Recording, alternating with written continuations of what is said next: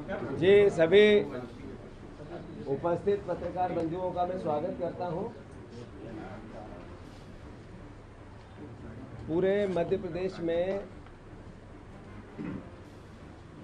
जन जन की जुबान पे बात आ गई है कि मध्य प्रदेश की सरकार माफियाओं की सरकार, और वल्लभ भवन की 5वीं मंजिल पर माफियाओं का कब्जा हो गया। ये बात सिर्फ कांग्रेस पार्टी का आरोप नहीं है। मैं हर बार ये बात कहता हूं कि कोई एक विभाग, मैं पूरे मध्य प्रदेश में पत्रकार बंधुओं को चुनौती देता हूँ। भोपाल में कभी नहीं दी मैंने ये चुनौती, पर आज दे रहा हूँ। सारे भोपाल के हमारे जर्नलिस्टों, परिवार के साथियों, आपको सबको मैं चुनौती देता हूँ कि मध्य प्रदेश में कोई ऐसा एक कार्यालय पे मुझे ले चलो जहाँ बिना रिश्वत से काम होता है, जहाँ बिना करप्शन से काम होता है, जहाँ बिना भ्रष्टाचार से काम होता है। कोई एक मंत्रालय में ले चलो, ऐसा मंत्री मुझे बता दो, एक मंत्री जिसको मैं कह दूं कि ये ईमानदार मंत्री है। आप जिसको सर्टिफिकेट दे दो, एक मंत्री को जो ईमानदार है, मैं उसका नागरिक अभिनंदन करना चाहता हूँ। एक होता है व्यक्तियों की बेईमानी, व्यक्ति करप्ट होता है, एक विचार करप्ट होता है। बीजेपी का विचार भ्रष्टाचारी। अभी आप देखो कि नरेंद्र मोदी जी ने जो जीएसटी लगाई, जब राहुल गांधी जी ने कहा कि ये देश की अर्थव्यवस्था बर्बाद कर देगा, 9 साल पहले नरेंद्र मोदी जी ने इसके पक्ष में गीत गाए। पूरे देश के उनके मंत्रियों ने गीत गाए, और उनने जैसे गीत गाए वैसे सारी मीडिया ने गीत गाए। किसी ने सवाल नहीं पूछा। जितने नरेंद्र मोदी ने जिस तरीके की भाषा बोली, वैसी की वैसी भाषा हमारे देश की मीडिया ने बोली। 8 साल तक राहुल गांधी कहते रहे कि गरीब लोगों का मरण हो जाएगा, देश की अर्थव्यवस्था कोलैप्स हो जाएगी, से जो छोटे लघु उद्योग है समाप्त हो जाएंगे, और वैसा हो गया। राहुल गांधी कहते रहे कि ये केवल कुछ उद्योगपतियों को घर भरने के लिए, उनकी संपत्ति बढ़ाने के लिए ये पूरी नोटबंदी और जीएसटी की योजना बनी थी, वो सिद्ध हुई देश में। अब 8 साल बाद जब नरेंद्र मोदी जी ने राहुल गांधी जी की बात मानी, उसके बीच में 8 साल की जो लूट की, उस लूट का पापी कौन है, दोषी कौन है, अपराधी कौन है, ये देश के सामने सवाल है। दूसरा, अभी मोहन यादव जी ने कुछ दिन पहले कही कि हम गो भक्त हैं, हम गाय पालते हैं, और कांग्रेसी दूसरे जानवरों के नाम लिए। कांग्रेस पार्टी का विचार है जो हिंदू धर्म का विचार है, जियो और जीने दो का जैन धर्म का विचार। हिंदू धर्म का विचार क्या है? प्राणियों में सद्भावना हो, प्राणियों में, केवल मनुष्य में नहीं हो, विश्व का कल्याण हो, हिंदू धर्म की सोच है। और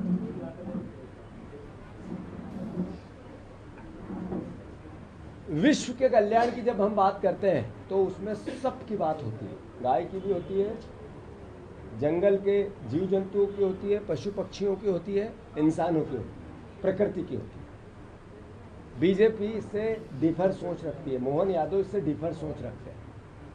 पर ये क्यों गाय की पूजा करना चाहते हैं? इसलिए कि गाय के नाम पे वोट लेना,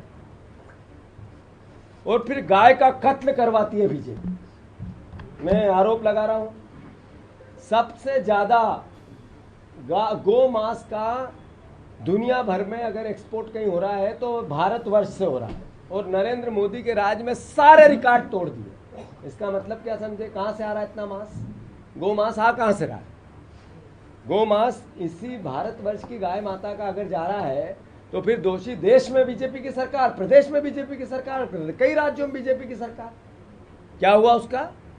ठेका, इन ठेकेदार गो भक्त ठेकेदारों से मैं पूछना चाहता हूं क्या मतलब इसका? अब उसको और बढ़ावा कैसे मिले, उसका भी प्रोविजन कर दिया जीएसटी में, गाय के मांस पर 0% टैक्स, 0 जीएसटी। ये क्या मैसेज है?